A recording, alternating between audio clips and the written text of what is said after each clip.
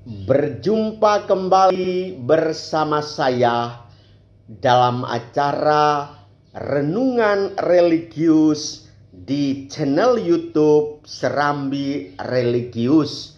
Salam Ibu Bapak, Saudari-saudara umat beriman yang diberkati oleh Tuhan.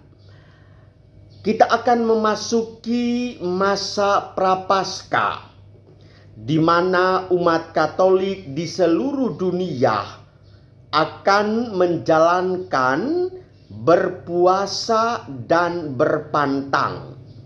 Pertanyaannya adalah, apa sih puasa dan pantang menurut paham Gereja Katolik? Bagaimanakah berpuasa yang benar?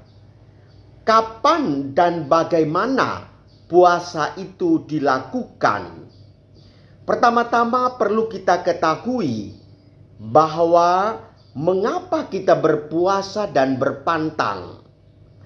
Bagi kita orang Katolik, puasa dan pantang artinya adalah tanda pertobatan, tanda penyangkalan diri, dan tanda kita mempersatukan sedikit pengorbanan kita dengan pengorbanan Yesus di kayu salib sebagai silih dosa kita dan demi mendoakan keselamatan dunia. Jadi, puasa dan pantang bagi kita tak pernah terlepas dari doa. Dalam masa Prapaskah, maka puasa, pantang, dan doa disertai juga dengan perbuatan amal kasih yang berjalan sinergi bersama-sama untuk menjadikan kita mendekatkan diri kepada Allah yang Maha Kuasa. Dengan demikian, pantang dan puasa bagi orang Katolik adalah merupakan latihan rohani yang mendekatkan diri pada Tuhan dan sesama, dan bukan untuk hal-hal lain seperti diet supaya kurus, menghemat, dan lain-lain. Dengan mendekatkan dan menyatukan diri dengan Tuhan, maka hendaknya menjadi kehendak kita. Dan karena kehendak Tuhan yang terutama adalah keselamatan dunia, maka melalui puasa dan pantang kita diundang Tuhan untuk mengambil bagian dalam karya penyelamatan dunia dengan cara yang paling sederhana, yaitu berdoa dan menyatukan pengorbanan kita dengan pengorbanan Yesus di kayu salib. Ibu Bapak, Saudari-saudara umat beriman yang terkasih, maka marilah kita melihat bersama soal ketentuan tobat dengan puasa dan pantang menurut kitab hukum Gereja Katolik. Dan perlu diingat, saudara-saudaraku umat yang terberkati, Gereja Katolik memiliki satu kitab yang namanya Codex Iuris Canonici, kitab hukum kanonik.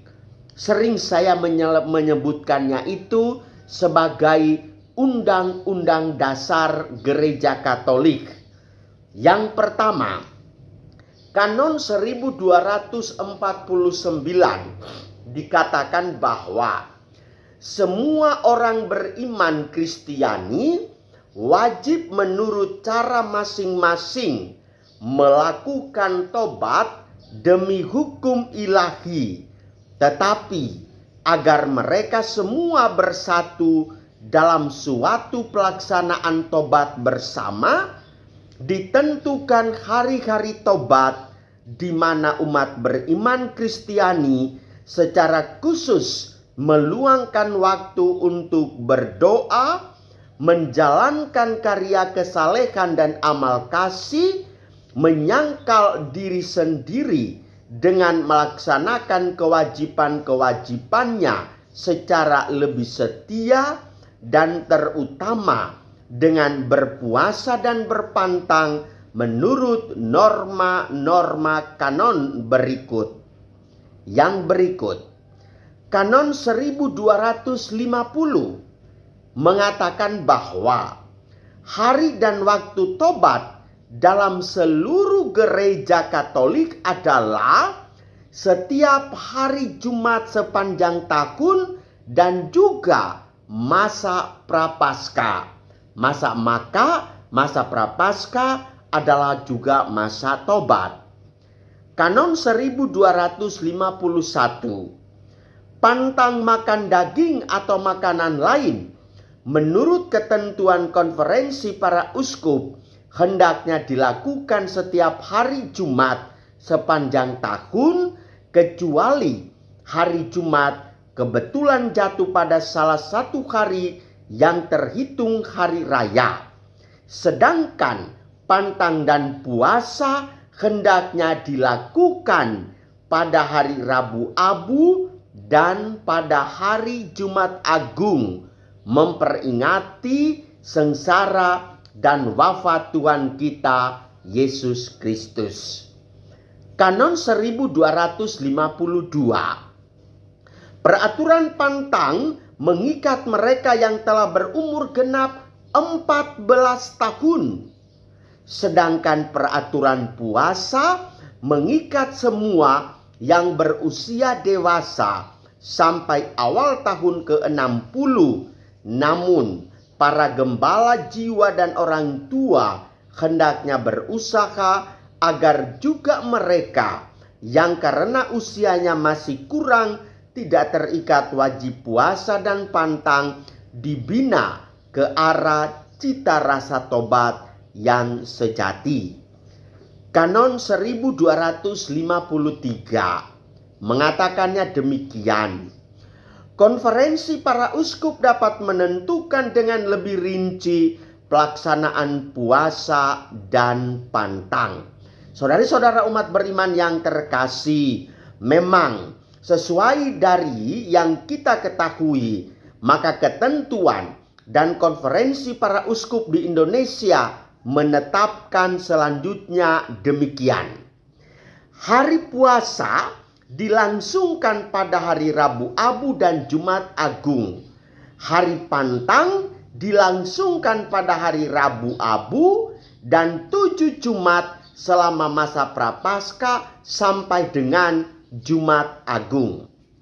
Yang wajib berpuasa ialah semua orang Katolik yang berusia 18 tahun sampai awal tahun ke-60. Yang wajib berpantang ialah semua orang Katolik yang berusia genap 14 tahun ke atas. Puasa dalam arti yuridis berarti makan kenyang hanya sekali satu hari. Puasa dalam arti yuridis berarti makan kenyang hanya sekali dalam satu hari. Sedangkan pantang dalam arti yuridis berarti memilih pantang daging atau ikan atau garam atau jajan atau rokok. Bila dikehendaki masih bisa menambah sendiri puasa dan pantang secara pribadi tanpa dibebani dengan dosa bila melanggarnya. Oleh karena itu, pilihlah jenis makanan yang mengikat Anda selama ini. Jangankan Anda itu tidak suka asin, tetapi pantangmu adalah tidak makan garam. Itu namanya salah kamar. Maka penerapannya adalah sebagai berikut. Kita berpantang setiap hari Jumat sepanjang tahun. Contoh, pantang daging, pantang rokok, pantang maki-maki, dan seterusnya. Kecuali jika hari Jumat itu jatuh pada hari raya. Nah, dengan demikian yang kedua, jika kita berpantang pilihlah makanan dan minuman yang paling kita sukai. Pantang daging adalah contoh. Pokoknya setiap hari saya harus makan daging. Atau 2 hari sekali saya harus makan daging. Itulah yang harus dipantangin. Jangan memilih sesuatu yang tidak pernah kau sukai. Baik. Yang ketiga, pantang tidak terbatas hanya pada makanan. Namun, pantang makanan dapat dianggap sebagai hal yang paling mendasar dan dapat dilakukan oleh semua orang. Namun, jika satu dan lain hal tidak dapat dilakukan, terdapat pilihan lain. Seperti pantang kebiasaan yang paling mengikat, seperti nonton TV, shopping non-stop, pantang ke bioskop, pantang gosip, pantang main game, dan lain-lain. Dan jika memungkinkan, tentu kita dapat melakukan gabungan antara pantang makanan dan minuman dengan pantang kebiasaan sikap kita yang selama ini mengikat kita, harus kita ambil jalan pantang. Puasa minimal dalam setahun adalah hari Rabu Abu dan Jumat Agung. Maka di hari Rabu Abu dan Jumat Agung dijalankan sekaligus soal pantang dan puasa. Sedangkan pantang dilaksanakan setiap pada hari Jumat. Yang berikut, waktu berpuasa. Kita makan kenyang 1 kali dapat dipilih sendiri. Entah itu pagi, siang, atau malam. Terserah kita. Harap dibedakan makan kenyang dengan makan sekenyang-kenyangnya. Ini berbeda karena maksud berpantang juga adalah untuk melatih pengendalian diri. Maka jika kita berbuka puasa atau pada saat makan kenyang, kita juga tetap makan seperti biasa tetapi tidak berlebihan. Yang keenam, maka pada saat kita berpuasa, kita dapat mendoakan orang untuk pertobatan seseorang atau mohon pengampunan atas dosa kita. Di sela-sela kesibukan sehari-hari, kita dapat mengucapkan doa sederhana. Ampunilah aku ya Tuhan, aku mengasihimu Tuhan Yesus, mohon selamatkanlah saudaraku, saudariku, dan seterusnya. Nah, karena yang ditetapkan di sini adalah syarat yang minimal, maka kita sendiri boleh up to you menambahkannya sesuai dengan ketentuan setiap hari berdasarkan pilihan dan kekuatan kita masing-masing. Demikian saudara-saudariku yang terkasih, saya kira sangat gamblang ya penjelasan arti pantang dan puasa menurut kitab hukum kanonik, penerapannya, contoh-contoh konkretnya. Semoga Anda menjalankan pantang dan puasa selama masa prapaskah ini berhasil dengan baik. Selamat memasuki masa prapaskah. Tuhan memberkati kita semua. Amin.